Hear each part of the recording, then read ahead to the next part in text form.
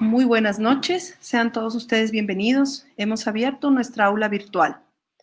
Mientras esperamos que el resto de participantes vaya ingresando desde la sala de espera virtual, queremos compartir con ustedes importantes indicaciones que permitirán que esta conferencia sea aún más exitosa.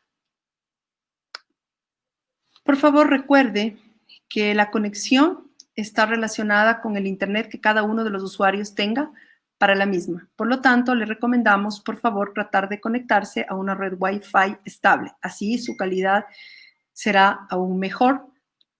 Si se interrumpe la transmisión, por favor, presione el botón rojo que se encuentra en la parte superior de sus pantallas con la palabra reconectar. Inmediatamente regresará al aula.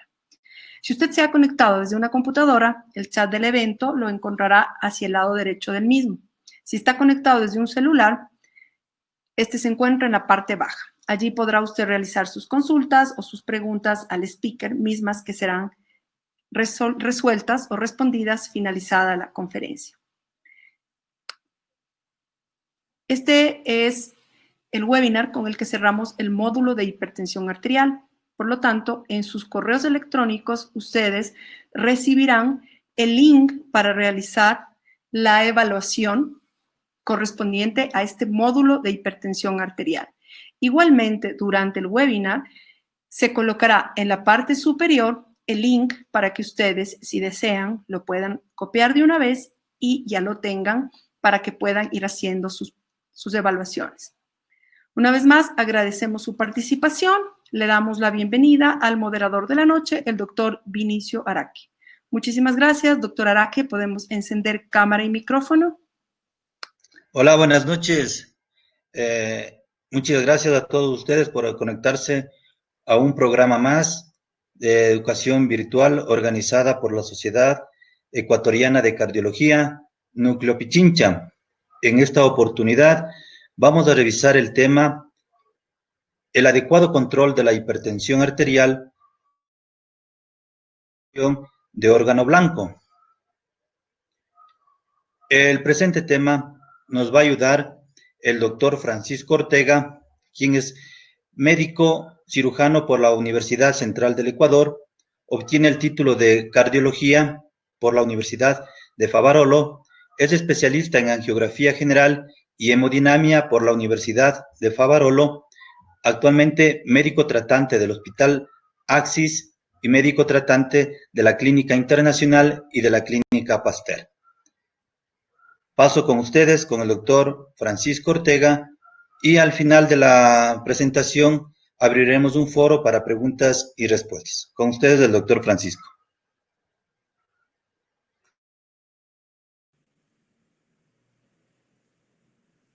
Buenas noches con todos. Gracias por la invitación al Comité de la Sociedad Ecuatoriana de Cardiología Núcleo Pichincha por este curso de actualizaciones en cardiología. El tema que vamos a tratar el día de hoy es si el adecuado control de la hipertensión arterial es una garantía en la protección del órgano blanco.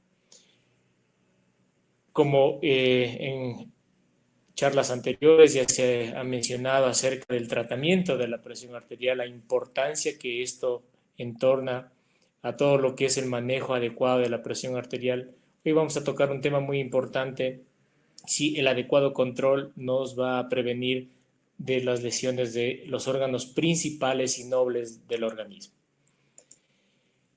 Quisiera empezar con esta diapositiva de la Organización Mundial de la Salud, en la cual nos manifiesta o hace referencia a la casuística de mortalidad en el mundo.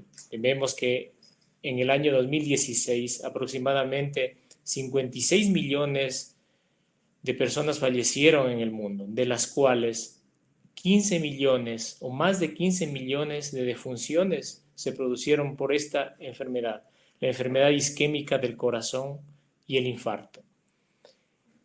Entonces hay que considerar en estos tiempos de pandemia que lamentablemente muchas de estas causas no han quedado fuera, sino que siguen manteniéndose. Es por eso la importancia del control de la hipertensión arterial, porque influye directamente en la enfermedad isquémica del corazón. Es así que el Instituto Nacional de Estadísticas y Censo en nuestro país nos dice las primeras causas de muerte. Este es un resumen del año 2019, en el cual podemos evidenciar que la primera causa de muerte en nuestro país sigue siendo la enfermedad isquémica, el infarto agudo de miocardio.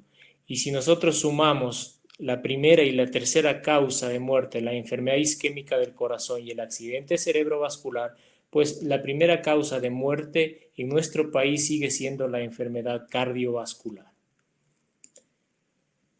Entonces quisiera empezar diciendo que la definición de la lesión del órgano blanco o órgano diana es una alteración estructural o la alteración funcional de la vasculatura arterial, de los órganos principales que suministran esta presión, y una presión arterial elevada puede afectar directamente a estos órganos. ¿Y cuáles son estos? El cerebro, el corazón, los riñones, las arterias centrales y las arterias periféricas, y a nivel ocular también son los órganos más afectados.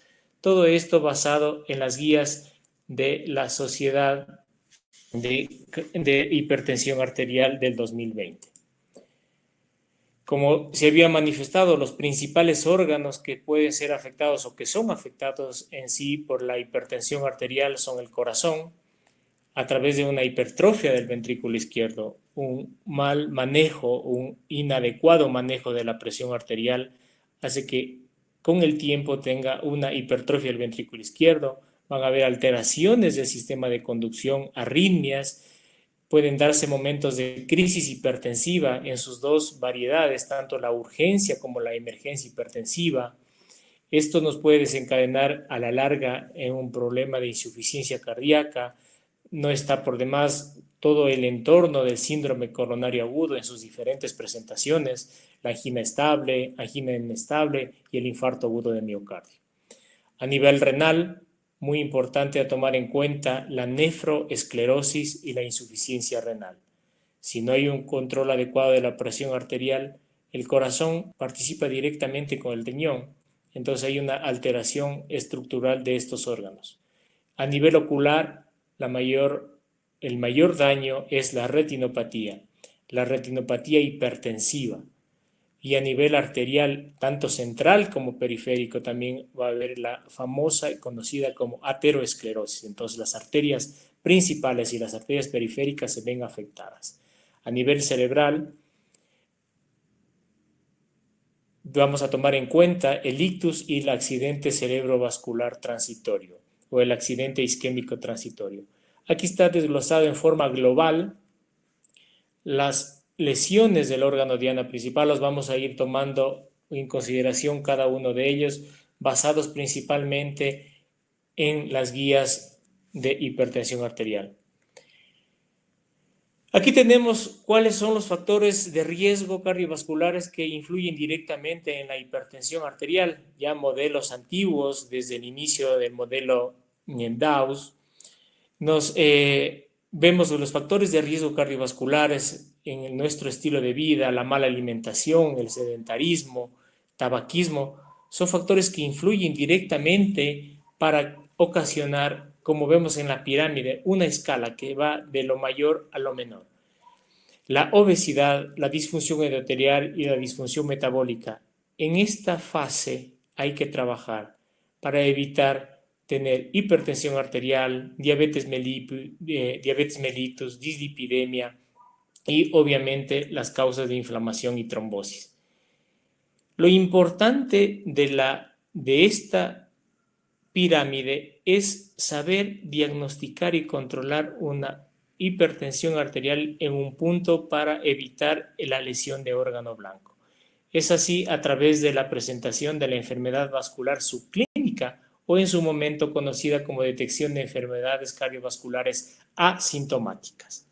Porque si no controlamos la presión arterial en este momento, no diagnosticamos el posible daño de órgano blanco, pues las manifestaciones clínicas que esto ocasiona a través de la presentación en sí de la enfermedad puede ser la enfermedad cardíaca, arritmias cardíacas, insuficiencia cardíaca, ictus, insuficiencia renal. Lamentablemente, si no podemos controlar o no controlamos la presión arterial en su momento, todas estas causas o manifestaciones, eventos clínicos, pues lamentablemente nos va a llevar a la muerte. Y como lo habíamos mencionado anteriormente, una de las principales causas de muerte en el mundo.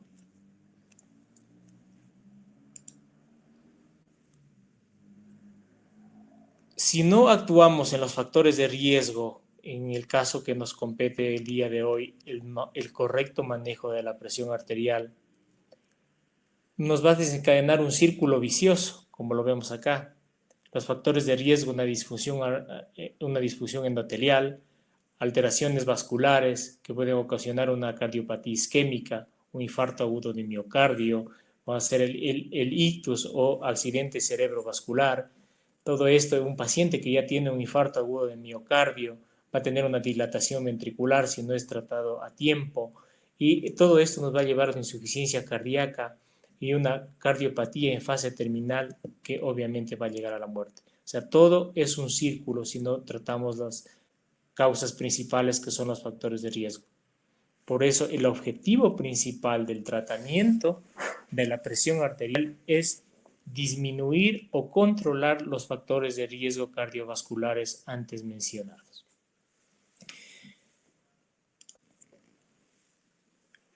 En forma global, este contexto que estamos hablando de los factores de riesgo, una mayor ingesta de sodio, una reducción de la masa nefronal, el estrés, alteraciones genéticas, obesidad, todas estas causas ocasionan que aumente la precarga, aumente la contractilidad, aumenta la constricción arteriolar, aumenta la hipertrofia estructural. Todo esto va a desencadenar en aumento de la presión arterial.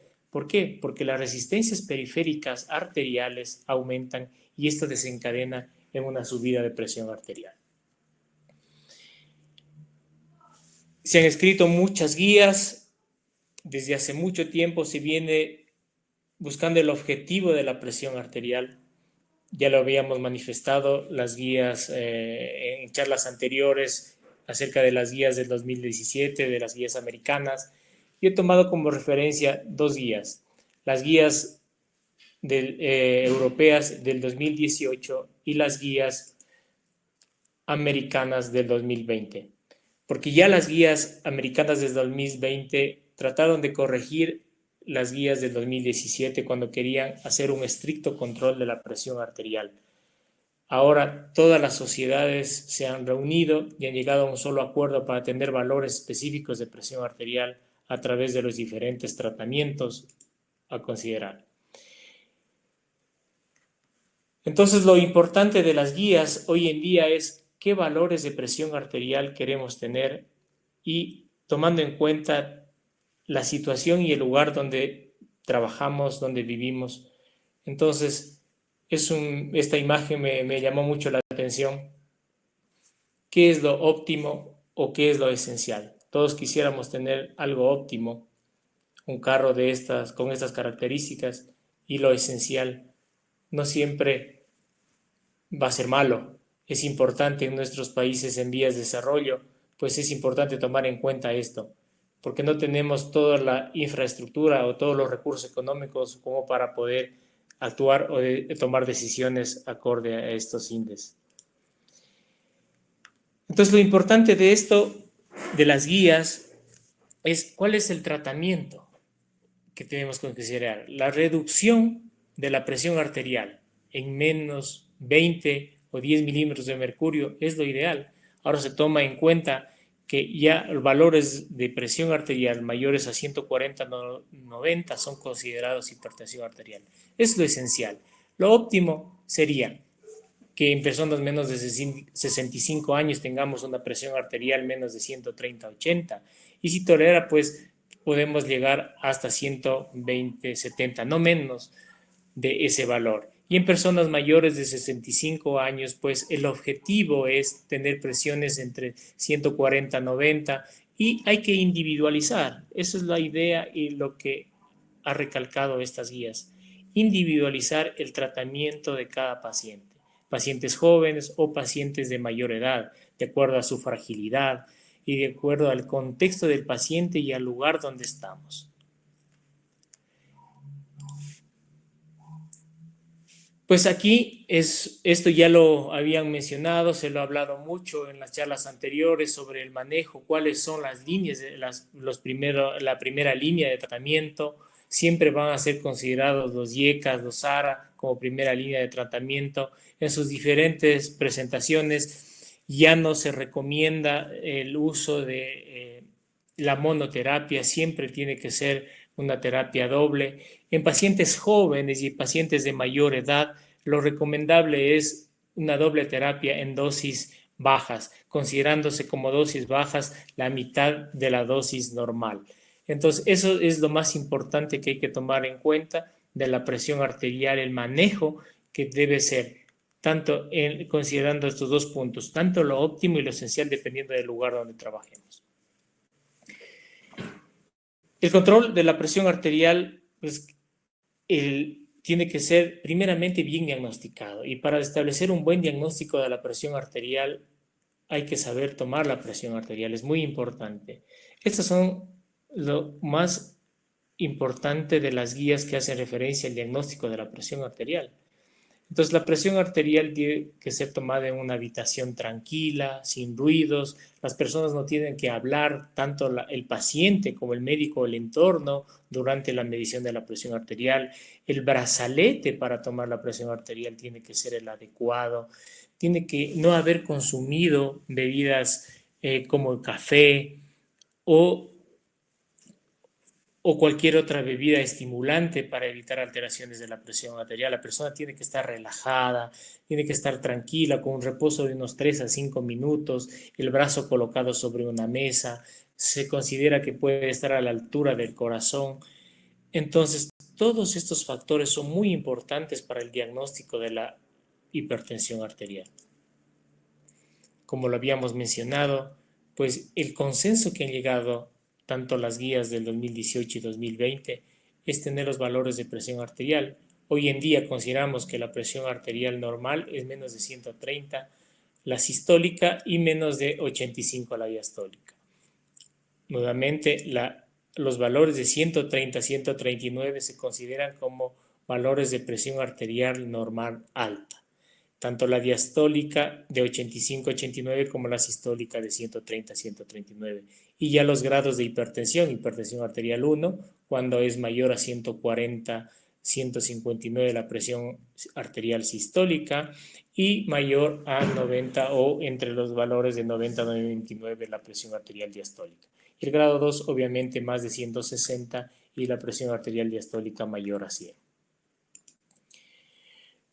Se hace mucho hincapié que el monitoreo ambulatorio de la presión arterial y el monitoreo propio de cada paciente es muy importante para tomar en cuenta y diagnosticar una hipertensión arterial. Entonces, un paciente que llega a la consulta con una presión arterial mayor a 140/90, hay que tomar en cuenta y no basarse en la primera toma, sino realizar 3 tomas.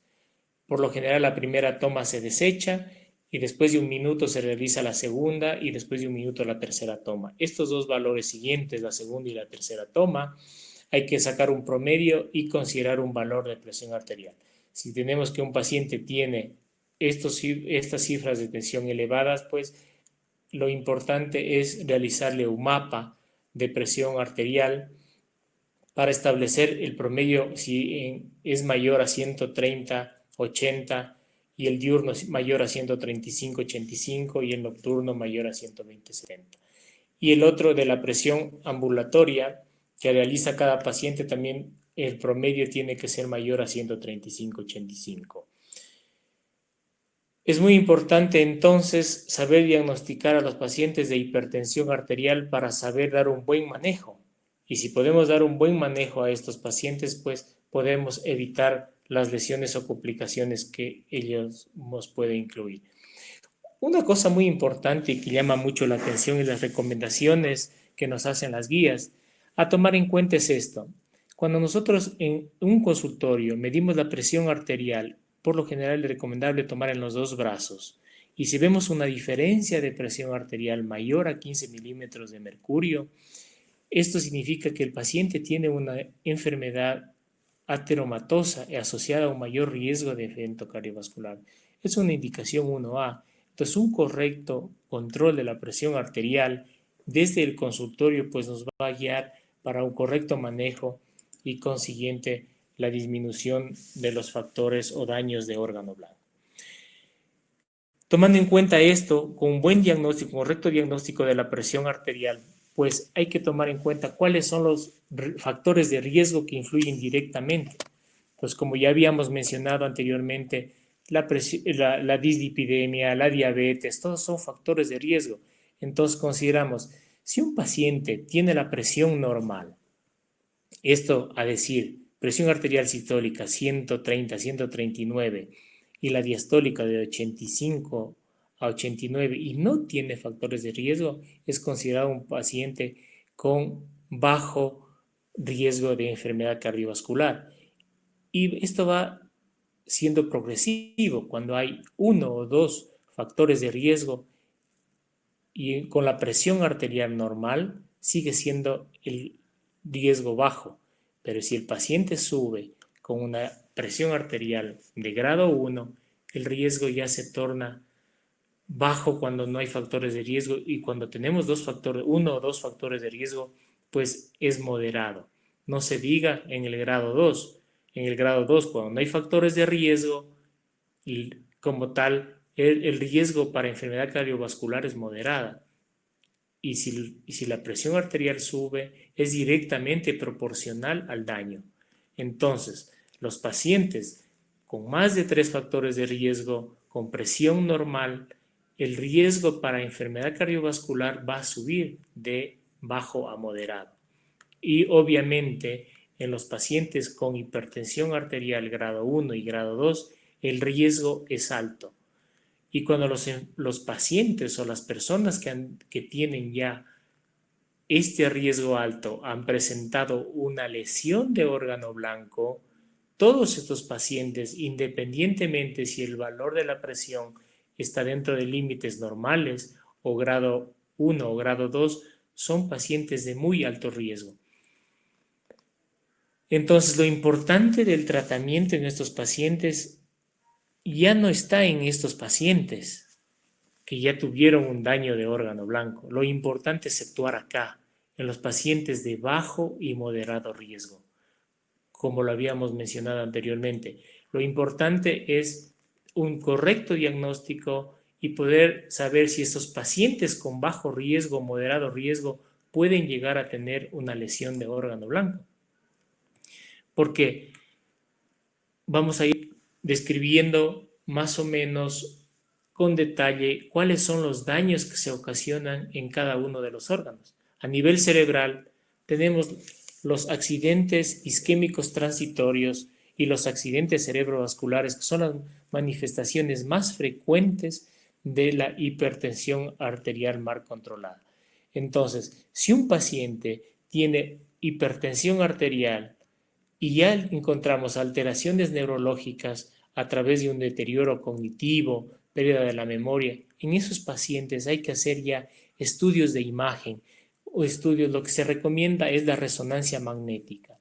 Debido a los altos costos, pues se puede utilizar algún otro método para que sea más un análisis clínico de cada paciente y poder descartar o de antemano evitar los accidentes cerebrovasculares. ¿Por qué a nivel cerebral es importante el control de la presión arterial? Porque tenemos que participa directamente la presión de la perfusión cerebral sobre las resistencias vasculares periféricas. Entonces, a mayor presión, mayor daño a nivel cerebral. Si nosotros tenemos un adecuado control de la presión arterial, tratamos de disminuir o controlar la presión arterial, se va a ocasionar una dilatación a nivel de los vasos cerebrales. Pero el aumento de la presión arterial ocasiona una vasoconstricción y obviamente esto nos va a llegar a la enfermedad o a la encefalopatía hipertensiva, como podemos evidenciar, un vaso sanguíneo normal, un vaso sanguíneo contraído y un vaso sanguíneo dilatado. Entonces, la hipertensión arterial a nivel vascular cerebral ocasiona una contracción de los vasos sanguíneos y a la par una encefalopatía hipertensiva. ¿Qué nos recomiendan las guías? ¿Qué nos dicen las guías? Si una persona tiene una hipertensión arterial mal controlada y tuvo un ataque cerebrovascular previo, lo importante es que el accidente cerebrovascular debe ser controlado a través de su manejo adecuado de la presión arterial. Debemos reducir la presión arterial a 140-90 y tratarse el objetivo de bajar hasta 130-80. En pacientes de edad avanzada, tomar en cuenta cuál es el mejor tratamiento para estos pacientes. Y en conjunto, no solo tratar la hipertensión arterial, sino los factores de riesgo, el colesterol. También hay que utilizar, en el caso de pacientes que ya tuvieron un evento cerebrovascular, los antiagregantes plaquetarios para evitar secuelas o posibles ataques posteriores. A nivel cardíaco, el mal control de la presión arterial nos puede ocasionar la hipertrofia del ventrículo izquierdo. Esta hipertrofia del ventrículo izquierdo pues se la puede considerar en los 3 esquemas fundamentales que nos recomiendan a través de un electrocardiograma. Entonces, un paciente con hipertensión arterial, muy importante un electrocardiograma de base, en el cual podemos descartar a través de los signos de Sokolov, signos de hipertensión, de hipertrofia del ventrículo izquierdo, a través de los voltajes como se manifiestan aquí y en las guías que los llaman mucho la atención a tomar en cuenta. Hay pacientes con hipertensión arterial que le realizamos un electrocardiograma en el consultorio basal y no vemos signos de hipertrofia del ventrículo izquierdo. Entonces, y usted está sospechando por los factores de riesgo que es un paciente obeso, que es un paciente que no hay control adecuado de la dislipidemia, en esos pacientes hay que sospechar una hipertrofia del ventrículo izquierdo y es recomendable hacer un ecocardiograma. En el ecocardiograma vamos a medir la masa del ventrículo izquierdo y podemos descartar ya hipertrofia del ventrículo izquierdo, que tenemos la hipertrofia del ventrículo izquierdo concéntrica, que es la principal en la causa de hipertensión arterial mal controlada. Después tenemos otros tipos de hipertrofias del ventrículo izquierdo que serán detalladas en su momento. Pero lo importante de esto es saber diagnosticar que un paciente con hipertensión arterial ya tenga signos a través de electrocardiograma o de ecocardiograma, signos indirectos ya de hipertrofia del ventrículo izquierdo. Porque si hay una hipertrofia del ventrículo izquierdo, podemos tener a la larga disfunciones. Y una de estas que hay que tomar muy en cuenta es la disfunción diastólica. Es muy importante en el ecocardiograma tomar en cuenta estos valores, la presión o la disfunción diastólica en sus diferentes grados. Nosotros vemos que el informe ecocardiográfico a través de los médicos especialistas en la materia nos dicen disfunción diastólica grado 1 y a veces no le tomamos en cuenta. Entonces es muy importante saber en qué estadio de disfunción diastólica está, porque a esos pacientes con una disfunción diastólica mal controlada o que no se le da mucha importancia, pues esto es un factor muy importante para la lesión de órgano blanco. Además, a nivel cardíaco, la hipertensión arterial mal controlada nos ha demostrado en la evidencia que un 25 a 30% de los infartos agudos de miocardio están directamente relacionados a la hipertensión arterial.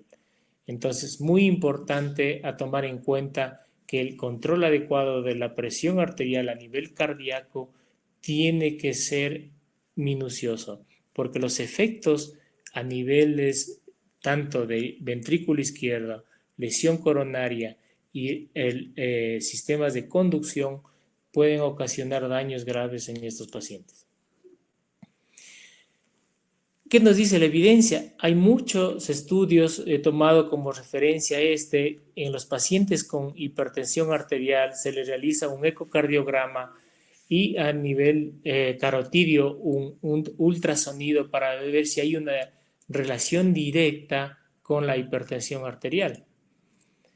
Entonces, estos estudios y varios, en este caso, en el estudio que les había manifestado, ven que la evaluación con ecografía del corazón y tomando en cuenta a nivel carotidio, nos da una evaluación muy valiosa del riesgo cardiovascular global en pacientes hipertensos, sin evidencia de órgano diana.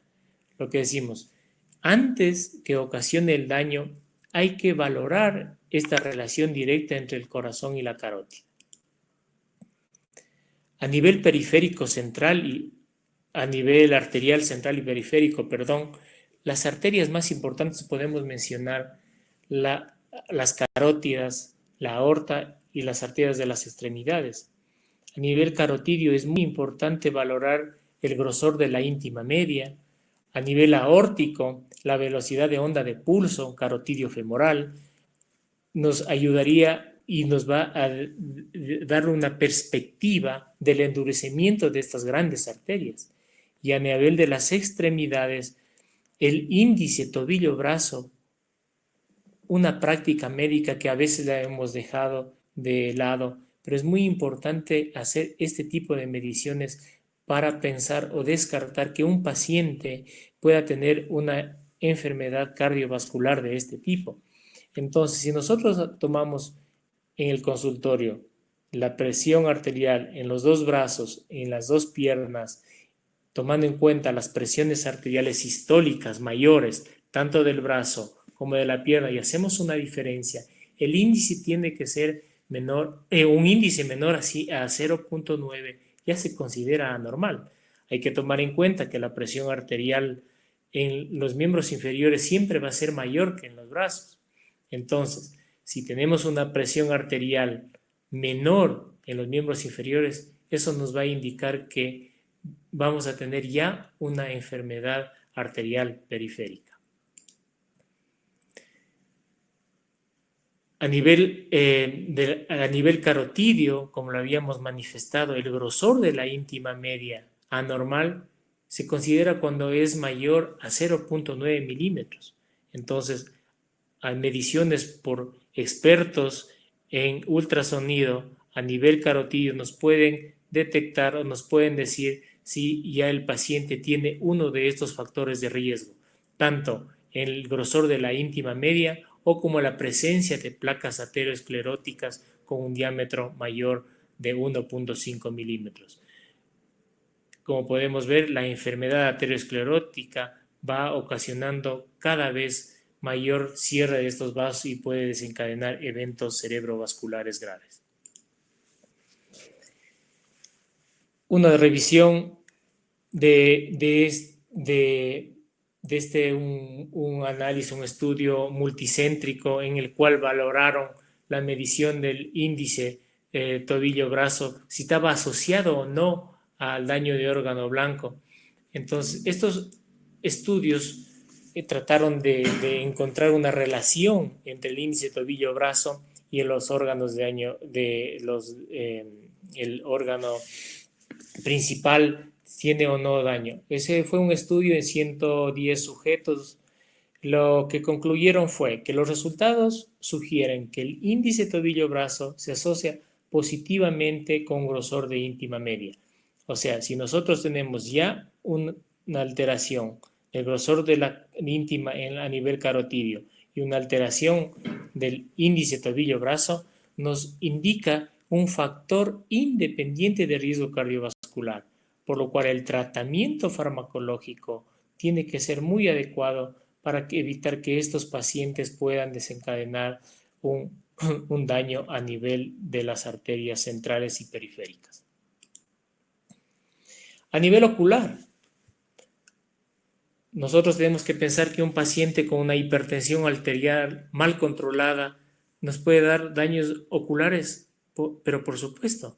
Entonces es recomendable un fondo de ojo para los pacientes que pueden o que tienen hipertensión arterial para descartar que ya tengan alguna alteración a nivel de las arterias de la retina. Es así, y aquí tenemos una foto de una imagen de un fondo de ojo en el cual En la parte superior vemos un fondo de ojo normal y en la parte inferior un fondo de ojo con las alteraciones. Pues vemos que aquí ya hay estos exudados algodonosos, exudados duros, se ve un edema retiniano, hay unos neovasculatura, los vasos se vuelven tortuosos, estos son vasos considerados en tirabuzón.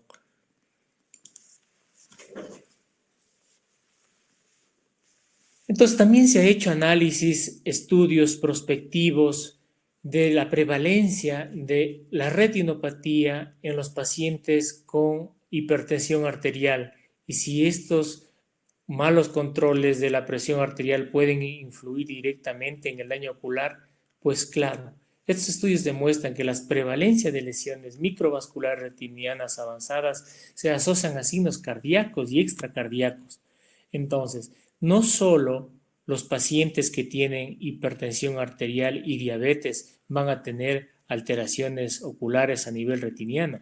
En este estudio, de un total de 2.172 pacientes hipertensos que se fueron estudiados, pues hicieron un análisis de regresión logística en la cual la retinopatía avanzada se asoció significativamente a una hipertrofia del ventrículo izquierdo, a un engrosamiento de la carótida y a esto de la presentación de las placas carotídeas. Entonces, esto va de la mano, como lo habíamos dicho en un inicio, es un círculo vicioso. Si no se controla adecuadamente la presión arterial, los daños que vienen a dar a los órganos nobles del organismo es una cadena. Se daña el corazón, se dañan los ojos, se daña el cerebro y se dañan las arterias principales y periféricas del organismo. Entonces podemos concluir de este estudio que la retinopatía avanzada es un hallazgo raro en pacientes hipertensos no diabéticos, pero en los pacientes hipertensos diabéticos es la causa fundamental. Entonces, existe una fuerte relación entre las lesiones microvasculares retinianas y los marcadores cardíacos y macrovasculares de lesión de órgano blanco. A nivel renal, es donde más estudios creo se han realizado, porque el síndrome corazón-riñón ocasiona siempre o va de la mano.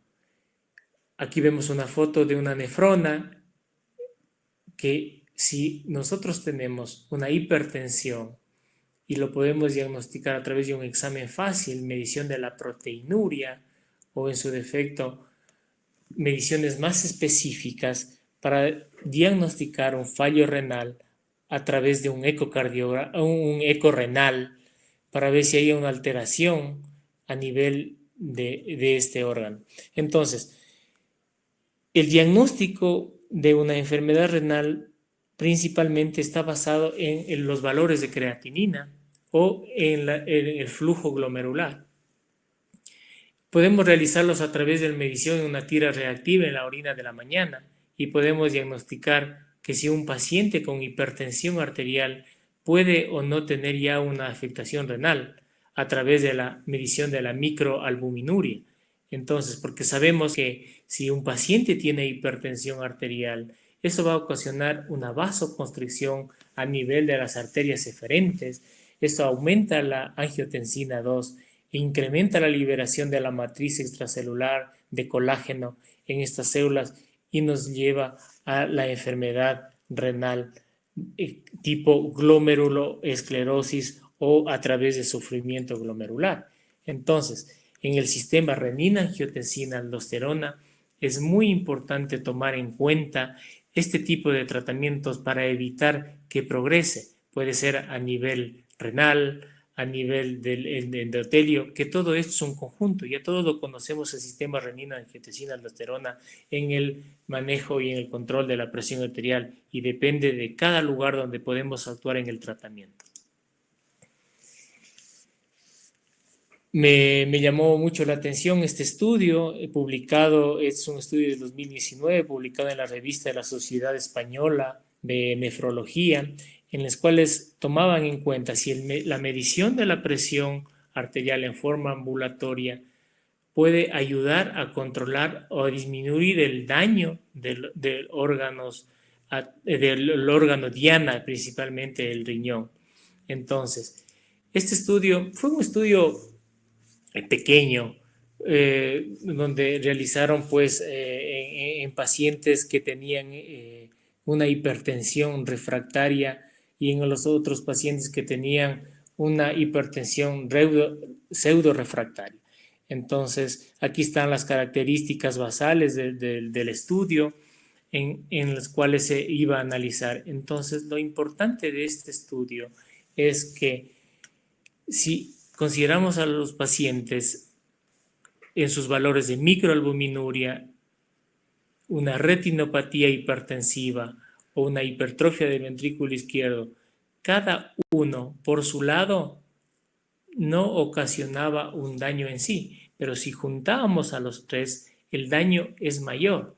Entonces, la conclusión que ellos consideraron o se dio en este estudio es que si todos estos tres factores participan o no en la lesión, y se analizó de la siguiente manera. La hipertrofia del ventrículo izquierdo, considerada a través de un ecocardiograma, sola no es tan importante.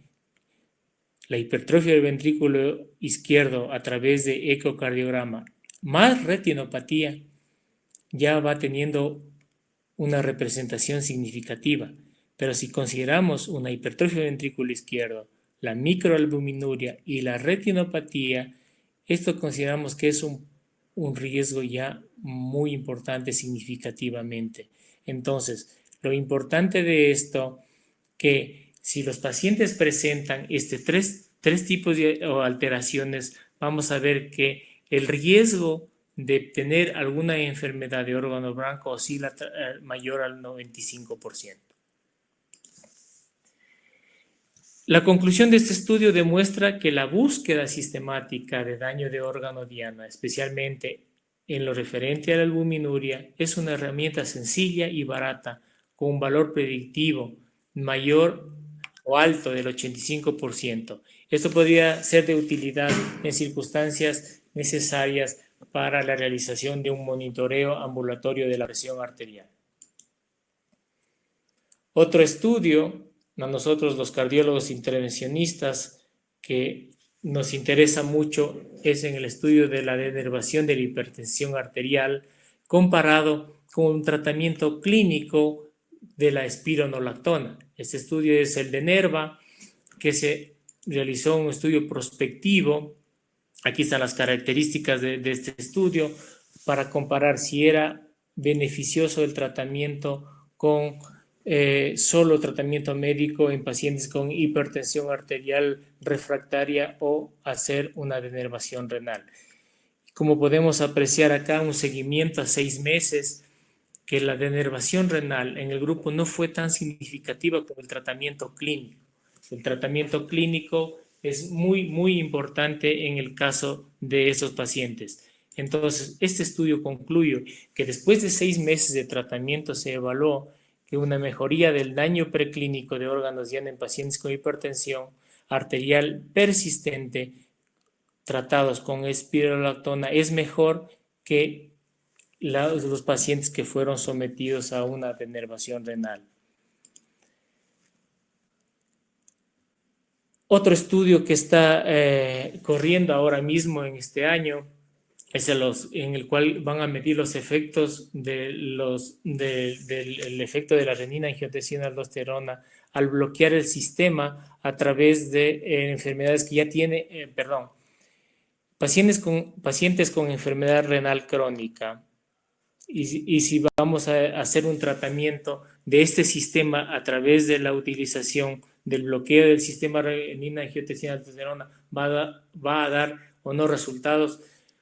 Estamos esperando. Este estudio está corriendo ahora y los resultados que esperamos es para el 2022. Este estudio fue un estudio controlado, abierto, multicéntrico, en el cual la idea es comparar el efecto del inhibidor de la enzima convertidora de angiotensina frente al tratamiento hipertensivo estándar, sin IECAS.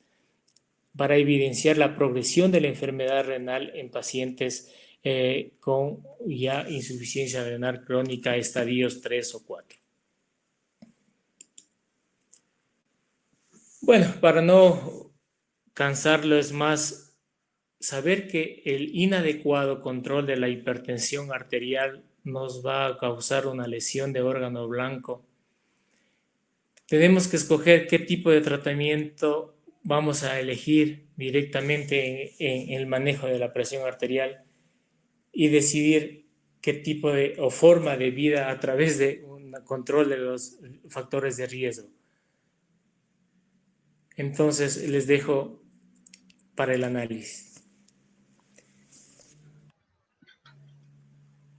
Puedo mencionar yo como conclusión de esta revisión que un adecuado del control de la presión arterial sí es una garantía como protección de órgano blanco. Entonces, lo importante que tenemos que tomar en cuenta es el control de la presión arterial. Los tratamientos ya se han manifestado en las charlas anteriores y previas. Lo importante, considero yo, que es la calidad de vida que va a tener cada paciente a través de los controles adecuados de la presión. Si un paciente tiene una lesión a nivel cardíaco, un infarto agudo de miocardio, lleva una insuficiencia cardíaca, si no se controla la aterosclerosis a nivel cerebral, el paciente va a tener un evento cerebrovascular y con todos los factores que eso implica. A nivel renal, una insuficiencia renal, en diálisis. La calidad de vida de los pacientes que no tienen un control adecuado y que tenemos una lesión de órgano blanco va a ocasionar a la larga una mala calidad de vida.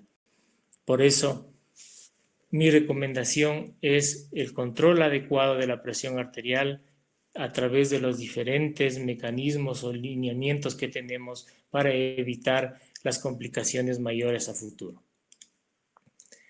Pues, como dice Abraham Lincoln, lo importante no son los años de vida, sino la vida de los años.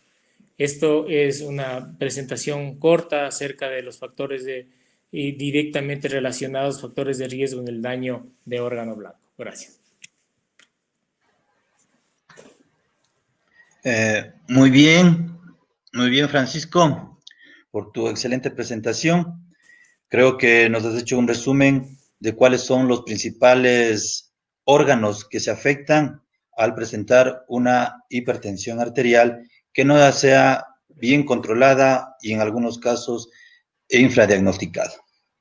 Bueno, nos han mandado una serie de preguntas de las cuales he tratado de resumir y que te hago partícipe para que nos puedas tú esclarecer algunas interrogantes del auditorio. Entre estas están, muy bien, si a ti te llega por primera ocasión un paciente y lo diagnosticas de hipertensión arterial, ¿con qué frecuencia o cuándo tú recomiendas que se realicen los diferentes estudios? Esto es decir, la realización de un electrocardiograma, cuándo pides un ecocardiograma, cuándo pides un examen para mirar proteinuria, al inicio, a la mitad del tratamiento, o sea, ¿cuándo tú recomiendas a tu paciente que se realicen los diferentes estudios complementarios? Gracias. Muy importante la pregunta. Un paciente cuando llega al consultorio viene a controlarse la presión arterial y nosotros, como lo habíamos mencionado, si ya establecemos un diagnóstico de hipertensión arterial, de inicio tenemos que pedir estos exámenes, un examen de sangre, exámenes básicos de sangre, descartar dislipidemias, descartar que ya tenga alguna enfermedad renal. Entonces, de entrada a los pacientes, exámenes básicos, un electrocardiograma, exámenes de laboratorio básicos, biometría hemática, un examen de orina para medir la función renal, si podemos analizar el filtrado glomerular, la proteinuria, una microalbuminuria es muy importante en estos pacientes. Incluso en esos pacientes ya con un diagnóstico inicial de hipertensión arterial, es recomendable hacer, no a todos los pacientes les vamos a hacer un ecocardiograma. pero sí los exámenes básicos, un electrocardiograma en estos pacientes y pruebas de laboratorio importantes o de gabinete principales, biometría hemática, química sanguínea, función renal, control de la glucosa, son muy importantes. El electrocardiograma, lo que ya hay una evidencia de que un paciente tiene una hipertensión arterial. Y como habíamos mencionado, muy importante saber en qué momento está de los factores de riesgo cardiovasculares. Si tiene 1, 2 o 3 factores de riesgo y a través de esa escala poder saber en qué momento estamos para pedir los exámenes. De entrada, los pacientes que llegan ya con un diagnóstico de hipertensión arterial, de inicio es muy importante hacer esos análisis de laboratorio y electrocardiograma. El ecocardiograma ya cuando hay sospecha de daño o de hipertrofia de ventrículo izquierdo. Bien, bueno, aquí tenemos otra pregunta que te quiero compartir. Los pacientes que han sufrido ya un daño de órgano blanco, ¿utilizas medicamentos específicos para cada uno? Es decir, por ejemplo, un paciente que ha sufrido un evento cerebrovascular, ¿qué tipo de medicación tú utilizas? O, por ejemplo, un paciente que tenga un examen de microalbuminuria sobre los 20 milímetros, ¿utilizas un medicamento específico o aquel paciente que ha sufrido un infarto agudo de miocardio? ¿Qué tipo de medicamentos tú los utilizas? Sí, bueno, hay que considerar, hay que individualizar a cada paciente. Un paciente que ya tiene un infarto agudo de miocardio o un paciente que ya ha tenido un accidente cerebrovascular, un paciente que ya tiene lesión de órgano blanco. Entonces, en estos pacientes hay que considerar ya el tipo de tratamiento adecuado.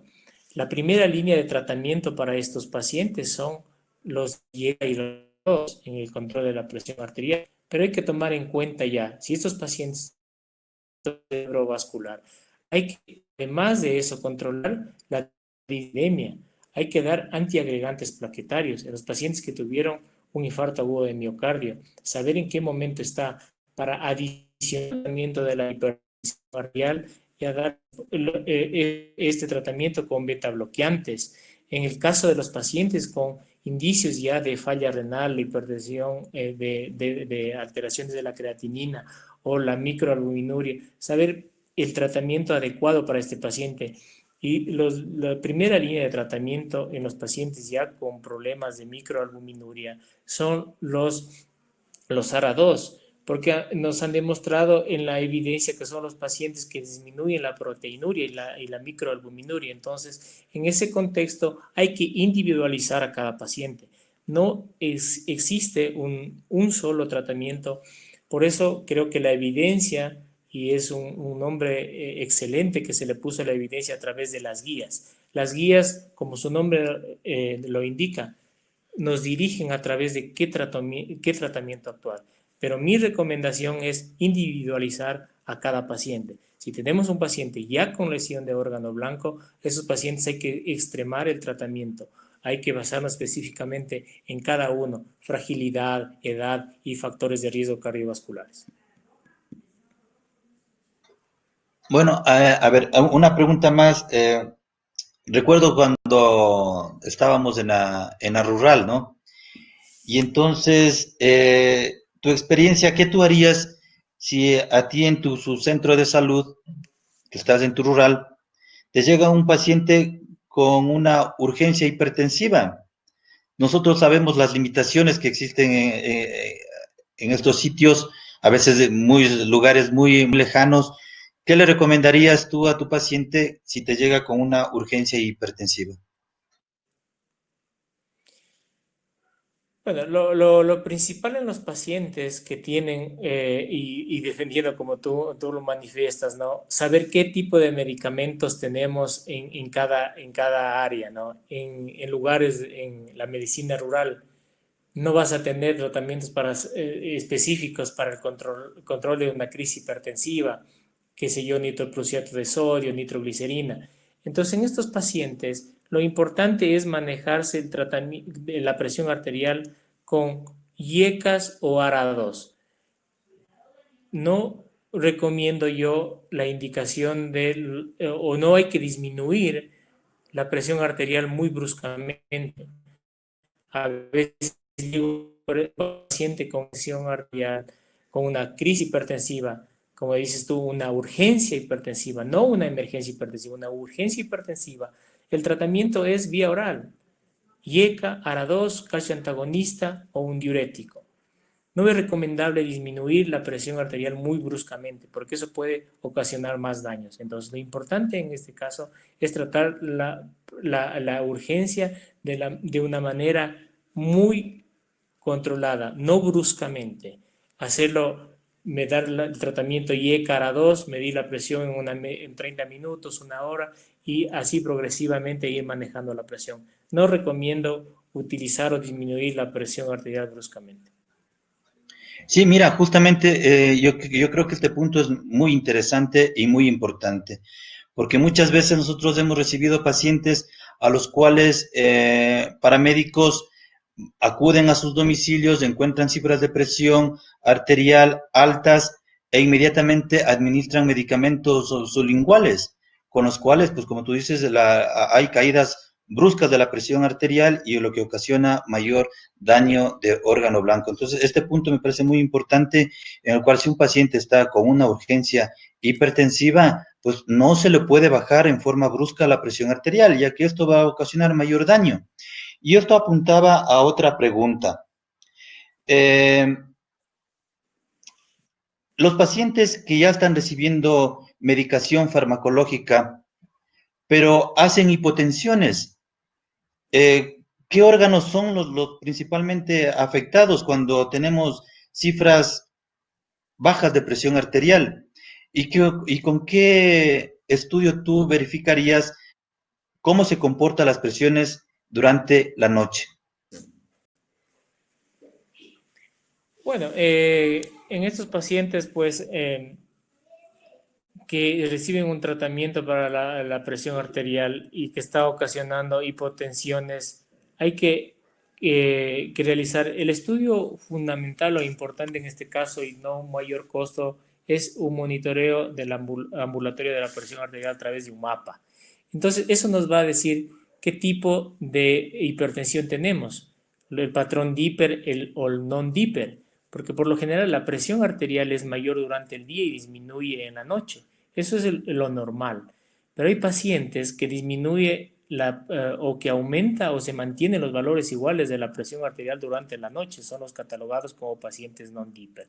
Entonces, muy importante en el manejo y en el control, en el seguimiento del tratamiento de la hipertensión arterial, pese a que ya tenga un tratamiento para la presión arterial, hacer un monitoreo ambulatorio de la presión arterial y saber en qué momento está disminuyendo o bajándose la presión arterial y saber de esa manera cuándo dar el tratamiento. Porque a veces el tratamiento que vemos es losartán o cualquier IECA, dosis tope en la noche. Y no sabemos el paciente si tiene una presión arterial elevada en la noche o el patrón es non-Dipper. Entonces, es muy adecuado para estos pacientes un control con monitoreo ambulatorio de la presión arterial y saber en qué momento dar el tratamiento y dependiendo de qué tipo de tratamiento, si dar un solo medicamento, porque hoy en día las guías recomiendan el uso de varios fármacos en una píldora. Entonces, hay pacientes que a veces no se benefician de ese tipo de tratamiento. Entonces, la individualización de cada uno es muy importante y esa es una de las recomendaciones que hacen las guías hoy en día. Bien, a ver, una pregunta más. Si bien es cierto que las guías toman muy en cuenta a las cifras de presión arterial sistólica, ¿qué tú me puedes mencionar cuando empezamos a tratar cuando tenemos una presión arterial diastólica elevada? Sí, siempre se escucha, ¿no? La hipertensión, ¿cuál es más dañina? ¿La hipertensión arterial la presión arterial sistólica o la presión arterial diastólica. Entonces, se ha hecho revisiones sistemáticas para saber si la presión arterial diastólica es la más dañina o la sistólica, y pues los estudios revelan que la que más causa daño, la que tiene mayor implicancia, es la presión arterial sistólica. Entonces, valores de presión arterial diastólica elevados aisladamente no son de tan importancia. Lo importante es saber si una presión arterial diastólica es menor. Se ha hecho varios estudios y se ha demostrado, hay un estudio si mal no recuerdo, creo es el estudio ARIC, en el cual más o menos 11,000 pacientes en los cuales se hizo la medición de la presión arterial diastólica y el control con las troponinas. Y la sorpresa que se dio en este estudio es que la presión arterial diastólica menor es la que ocasiona más daños que una presión arterial diastólica mayor. Entonces, me explico, si un paciente tiene una presión arterial 140-50, esa diferencia de presión que puede estar relacionada a un problema valvular o solo una hipertensión arterial con una diferencia de presión elevada que nos demuestra una presión arterial diastólica menor con valores elevados de troponina, dieron un resultado que es más perjudicial tener una presión arterial diastólica menor que una presión arterial diastólica mayor. Entonces, la recomendación va por ese lado. La presión hay que tenerle mayor miedo, por así decirlo, a la presión arterial diastólica baja que a la presión arterial diastólica alta. Bien, bueno, hemos hablado ya de algunas cosas y creo que la última pregunta, porque no tenemos más tiempo. Bueno, en todo caso, Francisco, ha sido una excelente charla, una excelente hora en la cual has compartido tu experiencia sobre las principales afectaciones de órgano blanco ocasionados por la hipertensión arterial. No quiero despedirme sin antes de indicarles a ustedes e invitarles para la próxima sesión, en la cual se realizará el día lunes 7 de septiembre a la misma hora, y que todos están ustedes invitados, en el cual se iniciará el módulo de arritmias. Con todos ustedes, muchísimas gracias y buena noche, y pongan en práctica todo lo que se ha venido realizando en el curso. Hasta luego. Gracias también de mi parte, muy amables, gracias por la invitación. Disculpad alguna contrapartida dentro de la presentación, pero se lo hizo con la mayor voluntad posible, en la cual podemos evidenciar todos este tipo de afectaciones si no hay un control adecuado de la presión arterial. Así que felicitaciones a los organizadores del evento, y gracias a ti, Vinicio, por la moderación. Pues un cardiólogo con alta experiencia, para mí ha sido un gusto compartir esta charla contigo. Bueno, gracias, Pancho. Buenas noches. Gracias, un gusto.